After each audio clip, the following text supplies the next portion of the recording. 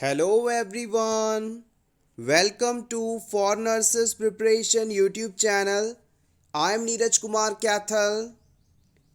Today is 29 March 2022 and today's important MCQs for upcoming nursing jobs exams are: first question, who is called father of medicine?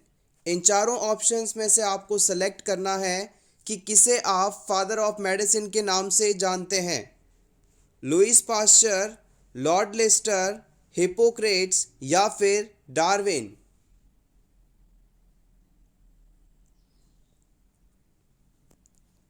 The right answer is option C, Hippocrates को हम father of medicine के नाम से जानते हैं। Option C is correct here. Louis Pasteur जो थे वो एक फ्रेंच केमिस्ट थे और उन्होंने principles of vaccination, microbial fermentation और पास्चराइजेशन, जो कि मिल्क के प्यूरिफिकेशन के लिए इस्तेमाल किया जाता है, इम्पॉर्टेंट कॉन्सेप्ट दिए थे।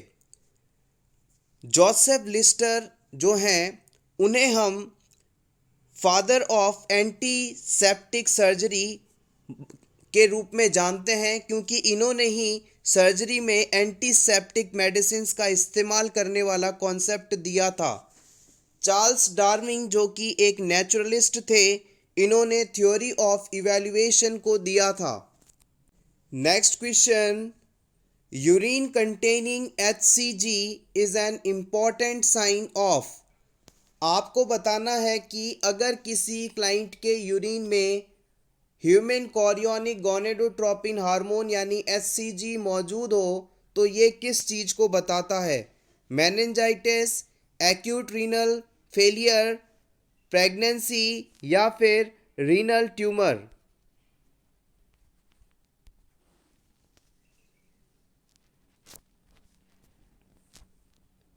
The right answer is option C, urine में HCG की प्रेजेंस प्रेगनेंसी को डिनोट करता है। आइए इसके बारे में जान लें। अ UPT और urine pregnancy test measures a hormone in body called human chorionic gonadotropin.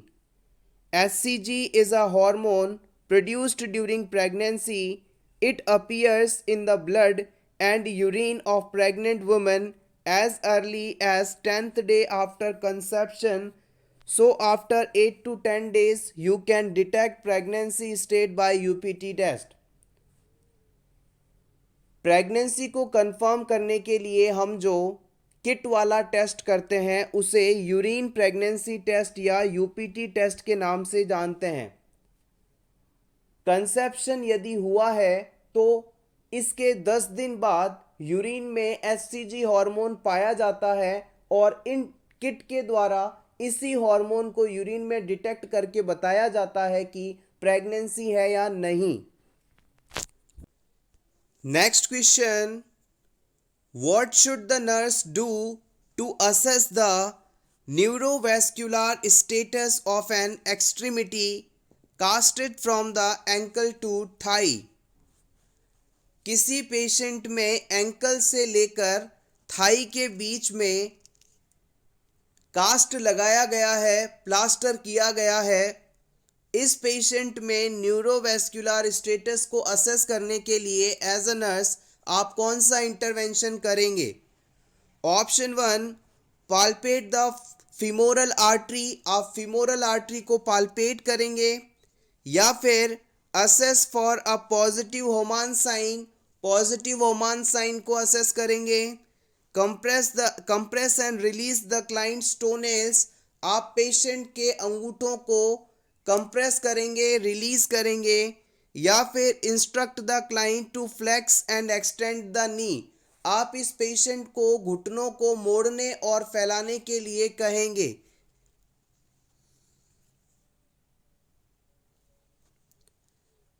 The right answer is option 3, it is compress and release the client's toenail.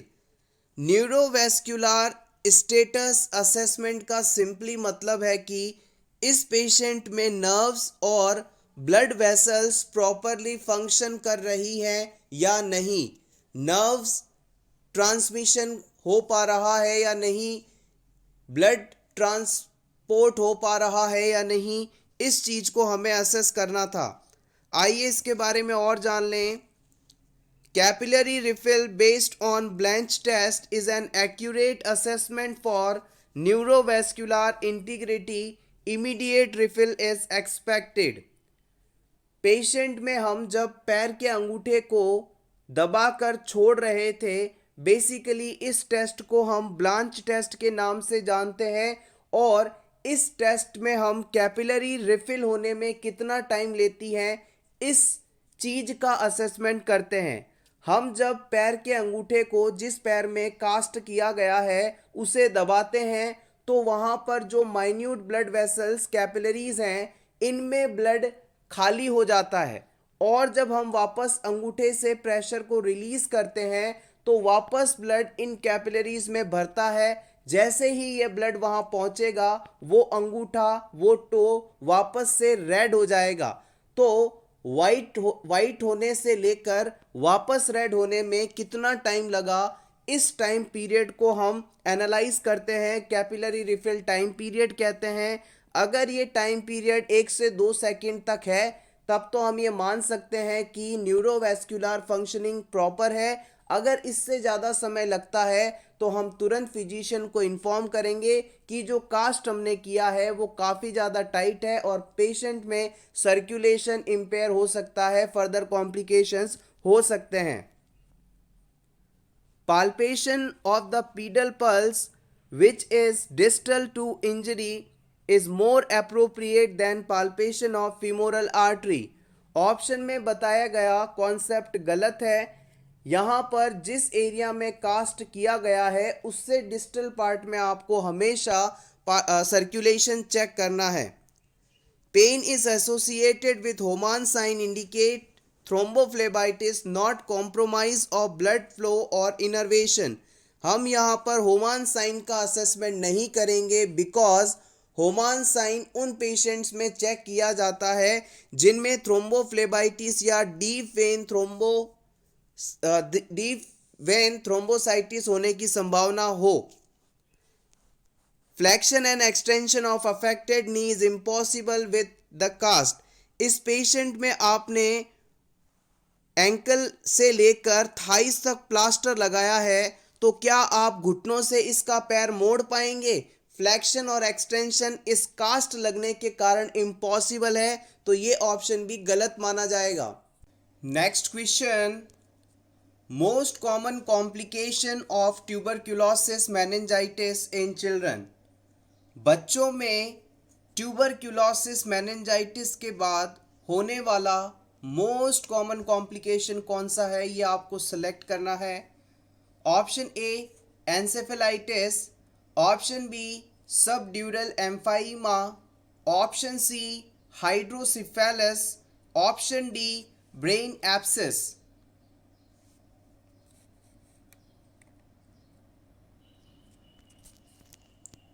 The right answer is option C.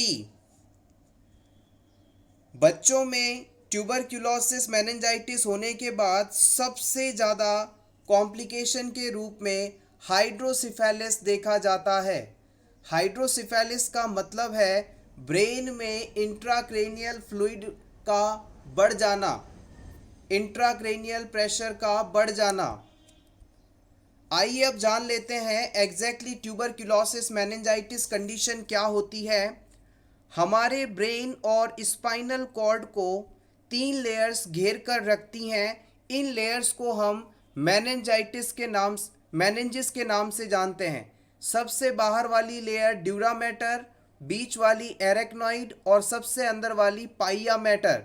अगर किसी भी शब्द के पीछे itis शब्द अगर लग जाता है तो हम इसका मीनिंग समझते हैं कि उस पर्टिकुलर एरिया में इन्फ्लामेशन या सूजन का होना। तो आप इस शब्द का मतलब समझ सकते हैं।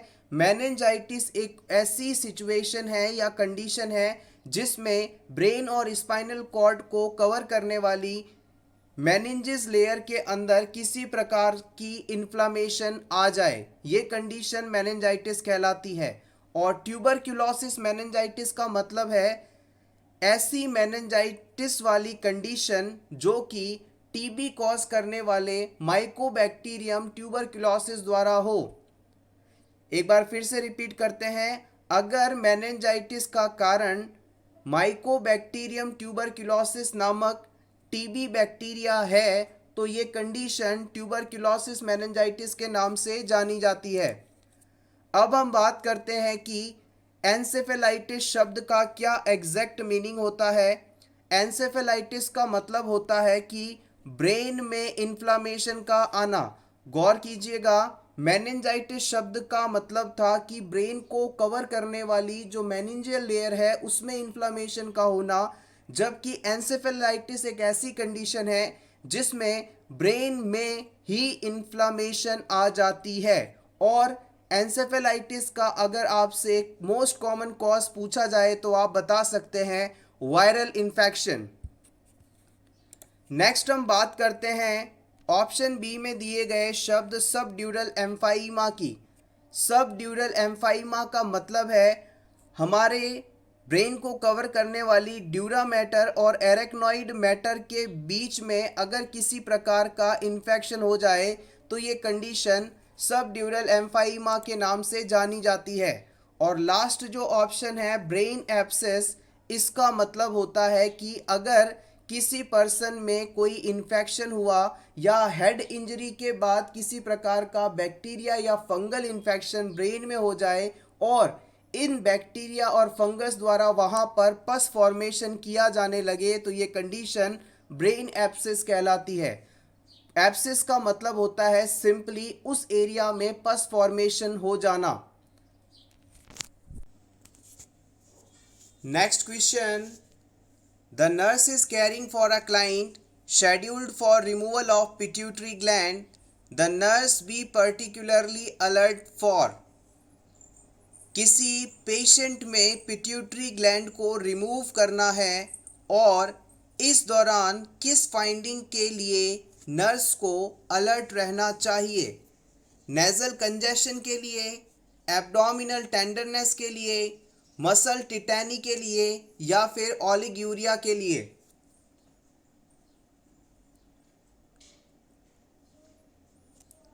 The right answer is option A, it is nasal congestion.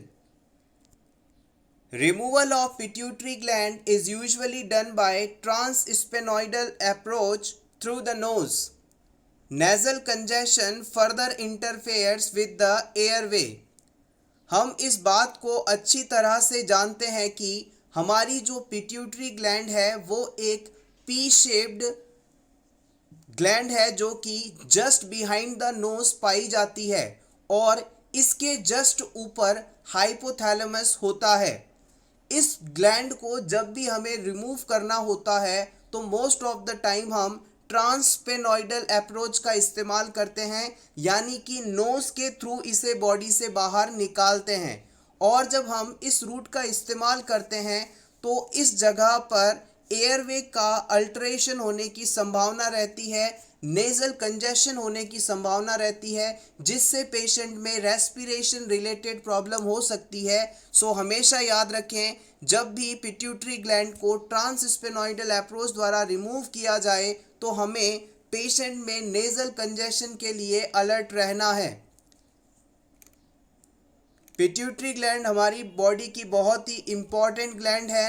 Previously इसे मास्टर ग्लैंड के रूप में भी जाना जाता था, लेकिन जैसे जैसे रिसर्च आगे बढ़ा हमें ये पता चला कि इस ग्लैंड को भी कोई और ग्लैंड कंट्रोल करती है। इस ग्लैंड का नाम है हाइपोथैलेमस। तभी से हम पिट्यूटरी ग्लैंड को मास्टर ग्लैंड के नाम से नहीं जानते। Next question, after delivery the nurse observe that the newborn's scrotal sac is empty, this condition is called.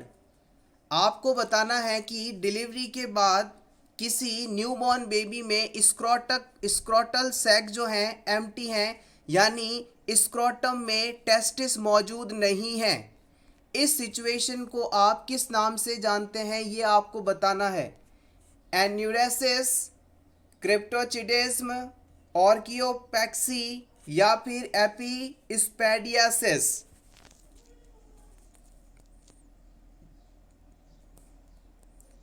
The right answer is option B. After birth, if the scrotal sac is empty, this condition is known as cryptochidism.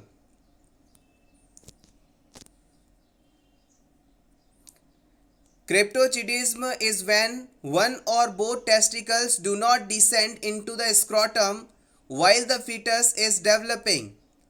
Cryptochidism is the most common genital problem encountered in pediatrics. Important point, cryptorchidism pediatrics में देखी जाने वाली most common genital problem मानी जाती है. It is also called hidden testicles और undescended testis. इसे आप हिडन टेस्टिकल्स या अनडिसेंडेंट टेस्टिकल्स के नाम से भी जानते हैं. नेक्स्ट ऑप्शन में दी गई टर्म थी bed wetting, also called night time incontinence और nocturnal enuresis, as a voluntary involuntary urination while sleeping after the age of 5 years. अगर कोई बच्चा 5 साल की उम्र का होने के बाद भी रात को सोते समय यूरिन पास कर देता है, इनवॉलेंट्रली यूरिन पास कर देता है, तो इस कंडीशन को हम नाइट टाइम इनकॉन्टिनेंस या नॉक्टर्नल एन्यूरेसिस या बेड वेटिंग के नाम से जानते हैं. इस प्रकार की कंडीशन को ट्रीट करने के लिए एंटी डिप्रेसेंट्स का इस्तेमाल किया जाता है, जिसमें ट्राईसाइक्लिक एंटी डिप्रेसेंट मुख्य है. नेक्स्ट टर्म आता है epispadias. In males urethra opening is on upper aspect of the penis and in females when the urethra develops too far anteriorly.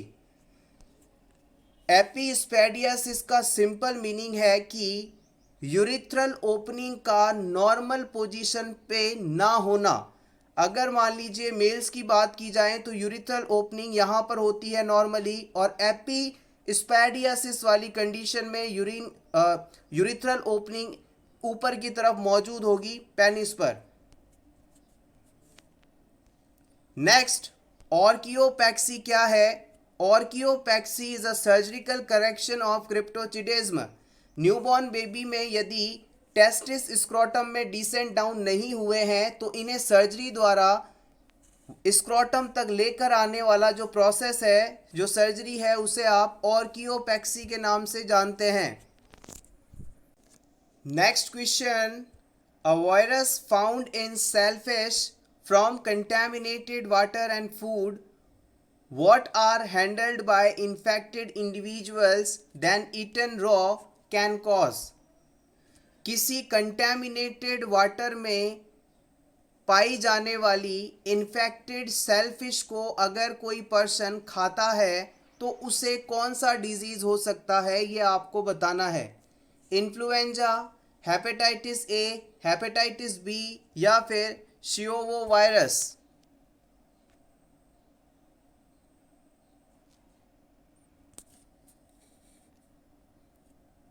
The right answer is option B.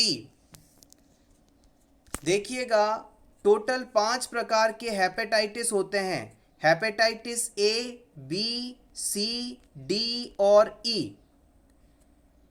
Hepatitis basically एक liver disease है जिसमें person के liver को सबसे ज़्यादा प्रभाव होता है या इन्फेक्शन होता है. ये वायरस द्वारा होने वाला डिजीज़ है.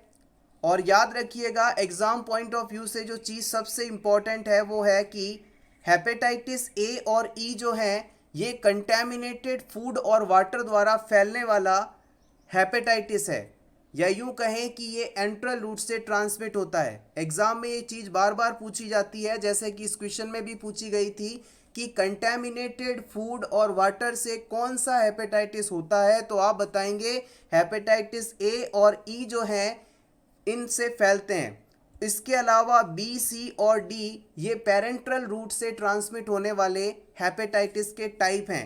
पेरेंट्रल शब्द का मतलब होता है ऐसा रूट जिसमें एंट्रल एरिया इन्वॉल्व नहीं हो, यानी जीआईटी वाला रूट इन्वॉल्व नहीं हो. एग्जाम्पल की बात करें तो saliva, blood root, etc. Next question, which is common cancer with AIDS? AIDS होने के बाद कौन सा कैंसर सबसे ज़्यादा देखा जाता है? ल्यूकीमिया, एडिनोकार्सिनोमा, ऑस्टियोसार्कोमा या कापोसी सार्कोमा?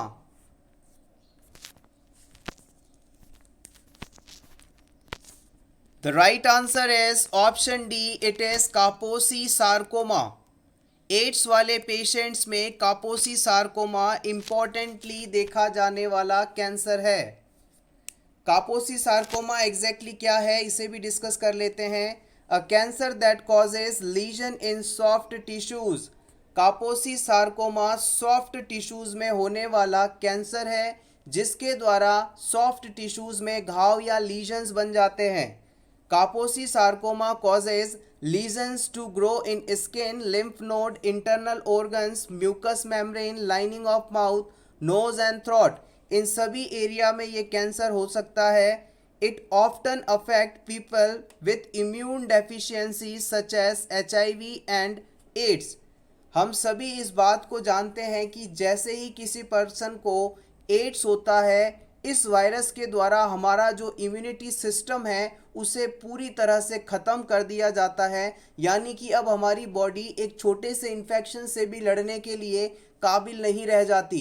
यानी अगर इस सिचुएशन में कोई भी अपॉर्चुनिस्टिक इन्फेक्शन हमें होता है तो वो जानलेवा हो सकता है और इसी सिचुएशन में कापोसी सार्कोमा भी हमें इफेक्ट कर सकता है. पर्पल, रेड और brown skin blotches are common sign. Kaposi sarcoma का इम्पॉर्टेंट या कॉमन साइन आपसे यदि पूछ लिया जाए तो आप बताएंगे पर्पल, रेड और ब्राउन स्किन ब्लॉचेस. बेसिकली ये स्किन लीजन का एक टाइप है, ये देखने को मिलते हैं. ट्यूमर्स में also develop in other areas of body. इसके अलावा शरीर के और भी हिस्सों में इस कापोसी सार्कोमा या ट्यूमर डेवलप हो सकता है. ट्रीटमेंट में इंक्लूड रेडिएशन और chemotherapy.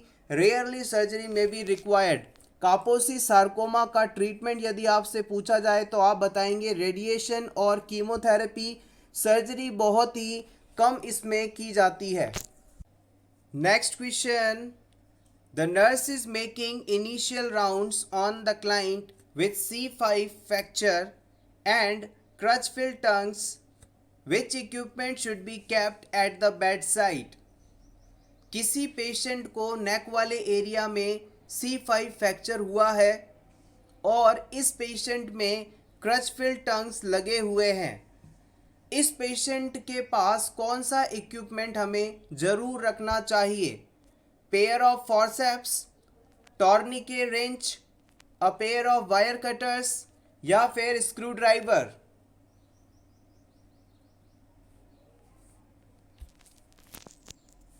The right answer is option B. C5 fracture यदि है और क्रच फिल टंग्स लगे हैं तो इस पेशेंट के पास आपको हमेशा टॉर्निके रिंच रखना चाहिए. आइए जान लेते हैं यहाँ पर बताई गई दोनों टर्म्स का एग्जैक्ट मीनिंग क्या होता है. क्या होता है क्रच फिल्ड टंग्स और टॉर्निके रिंच? सबसे पहले हम बात करेंगे Crutchfield tongues.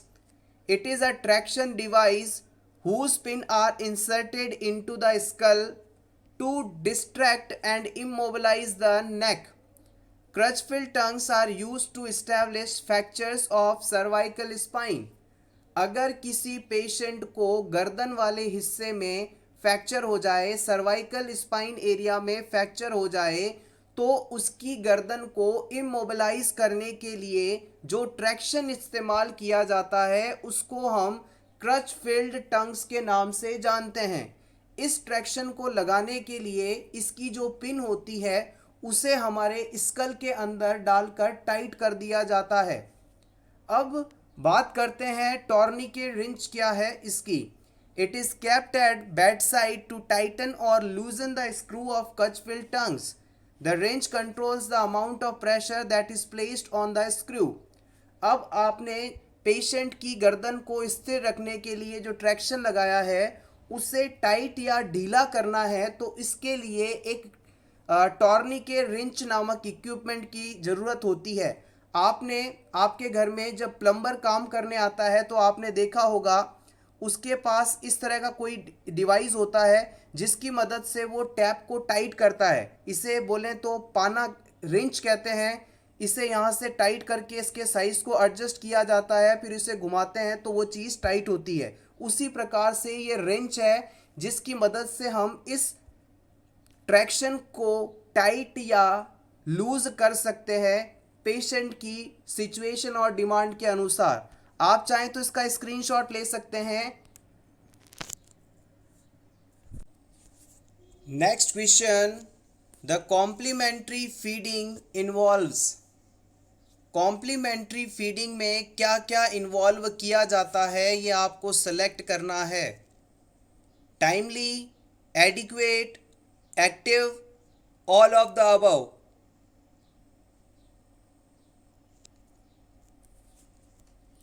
The right answer is option B, option D, all of the above. Complementary feeding का मतलब है जन्म के बाद जब बेबी 6 मंथ्स का हो जाता है तो इसे ब्रेस्ट मिल्क के साथ साथ और दूसरे फूड सब्सटेंस देना शुरू करना। WHO के अनुसार ये जो कॉम्प्लीमेंट्री फीडिंग होती है इसके 4 इम्पॉर्टेंट कंपोनेंट्स होते हैं। पहला है टाइमली। इसका मतलब है कि जब बच्चे की आवश्यकता ब्रेस्ट मिल्क से पूरी नहीं हो पा रही है, जो कि नॉर्मली 6 मंथ्स की एज के बाद देखा जाता है, उस समय कॉम्प्लीमेंट्री फीडिंग को शुरू करना सबसे सही माना जाता है। सेकंड आता है एडिक्वेट। जो कॉम्प्लीमेंट्री फूड आप ब्रेस्ट मिल्क के साथ साथ प्रोवाइड कर रहे हैं वो पर्याप्त एनर्जी, प्रोटीन और माइक्रो न्यूट्रिएंट से युक्त होना चाहिए ताकि बच्चे की सभी न्यूट्रिशनल नीड्स पूरी हो सकें। इसके अलावा थर्ड आता है सेफ।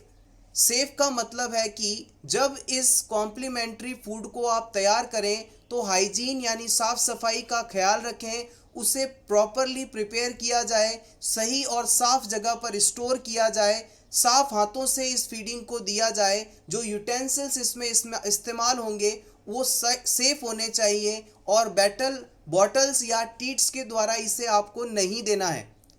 इसके बाद आता है लास्ट पॉइंट, प्रॉपरली फीड। बच्चे को जब भूख लगे तभी उसे फीडिंग देनी है और जब उसका पेट भर जाए तब इस फीडिंग को हमें रोक देना है। ये 4 पॉइंट्स हैं, timely, adequately, safely and properly. Next question, chronic renal failure causes all except. Chronic renal failure में आपको कौन सी चीज़ नहीं देखने को मिलती है? Hypertension, decrease creatinine level, hyperkalemia, hypocalcemia.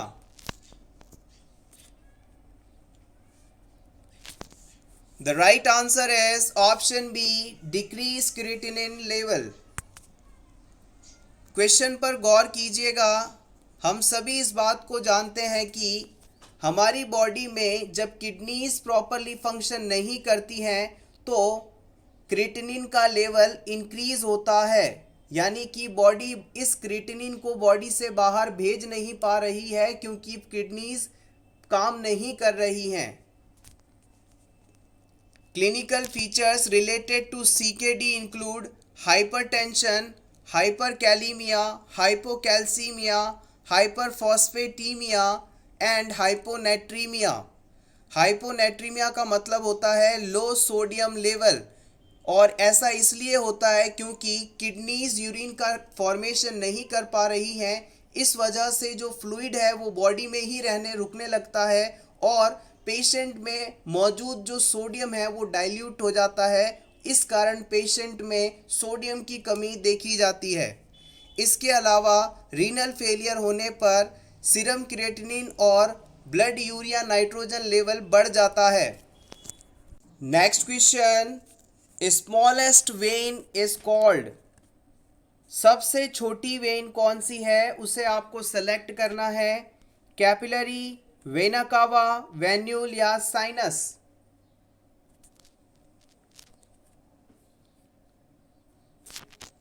The right answer is option C. It is vena cava. याद रखिएगा, सबसे पहले आर्टरीज होती हैं, उसके बाद छोटी आर्टरीज जिसे आप आर्ट्रियोल्स बोलते हैं, ये कैपिलरीज से जुड़ती हैं जो कि हेयर लाइक बहुत ही बारीक स्ट्रक्चर्स होती हैं. ये कैपिलरीज स्मॉल वेन्स यानी वेन्यूल्स से जुड़ती हैं और ये वेन्यूल्स आगे जाके वेन्स से जुड़ती हैं. हमारी बॉडी में जो वेन्स हैं वो सुपरफिशियली पाई जाती हैं जबकि आर्टरीज डीपली सिचुएटेड होती हैं. Next question. A client with severe major depression states, "My heart has stopped and my blood is black ash." The nurse interprets this statement to be evidence of which of the following?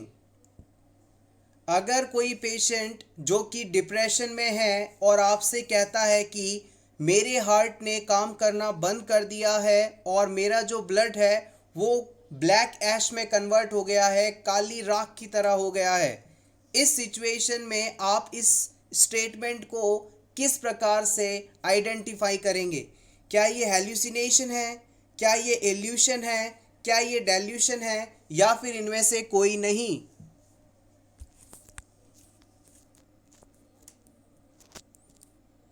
The right answer is option 3. It is an example of delusion.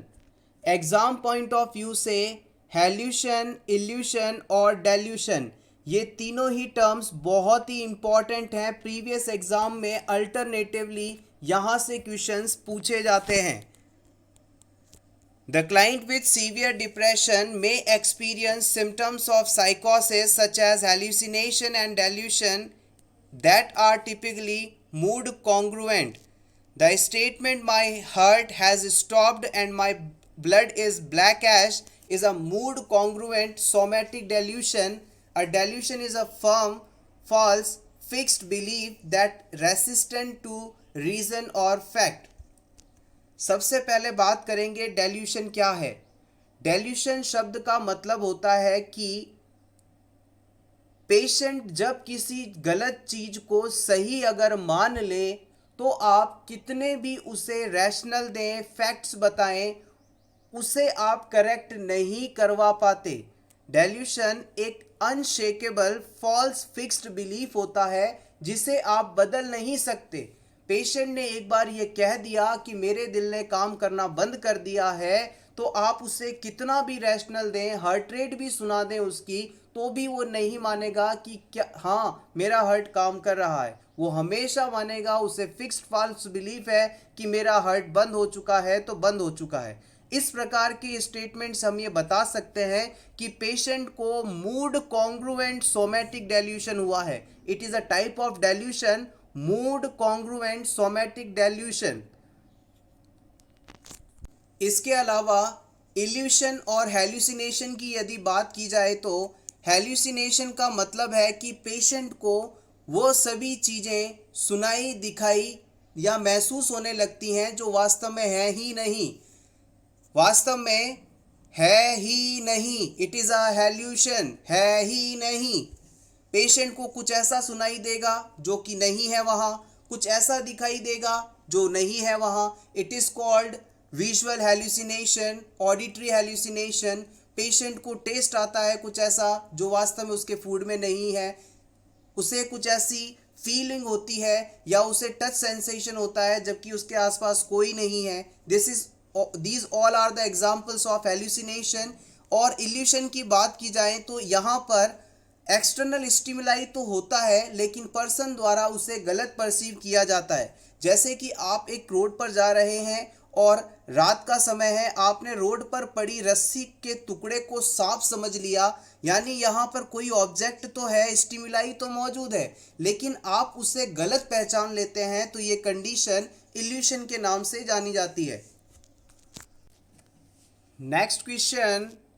The nurse is assisting a client with diverticulosis to select appropriate food. Which food should be avoided? किसी डाइवर्टिक्यूलोसिस वाले patient को कौन सा food नहीं खाना चाहिए? Bran, fresh peaches, cucumber salad या yeast roles?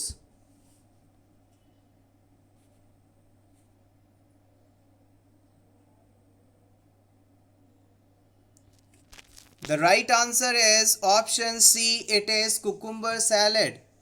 देखिएगा डाइवर्टिक्यूलोसिस क्या है। Diverticulosis is a condition in which small pouches और diverticula develops in the digestive tract. मान लीजिए ये किसी पेशेंट की इंटेस्टाइन है, आप इसका क्रॉस सेक्शन काट कर जब देखेंगे तो उसकी इंटेस्टाइन के हिस्से में आपको इस प्रकार से सैक लाइक स्ट्रक्चर अंदर देखने को मिलेगी। अगर वो कोई ऐसा फूड सब्सटेंस लेता है जिसमें सीड्स हों, बीज हों, तो जब वो इस प्रकार का फूड सब्सटेंस खाएगा तो चांसेस है कि ये सीड इन डाइवर्टिक्यूलास के अंदर, इन पाउचेस के अंदर आकर अटक जाएंगे और फिर यहाँ पर इनमें सड़न पैदा होगी जिससे पर्सन को इन्फेक्शन हो सकता है। तो इसलिए जो भी लोग डाइवर्टिक्यूलोसिस से सफरिंग हैं उन्हें उन सभी फूड्स को अवॉइड करना चाहिए जिनमें बीज होते हैं, सीड्स होते हैं। Hopefully this is clear. Thank you so much everyone for watching this complete video. अगर आपको आज की ये क्लास अच्छी लगी हो तो प्लीज़ वीडियो को लाइक कर दीजिएगा। इसी तरह के और वीडियोस देखने के लिए for nurses preparation YouTube channel को जरूर सब्सक्राइब करें। Best of luck.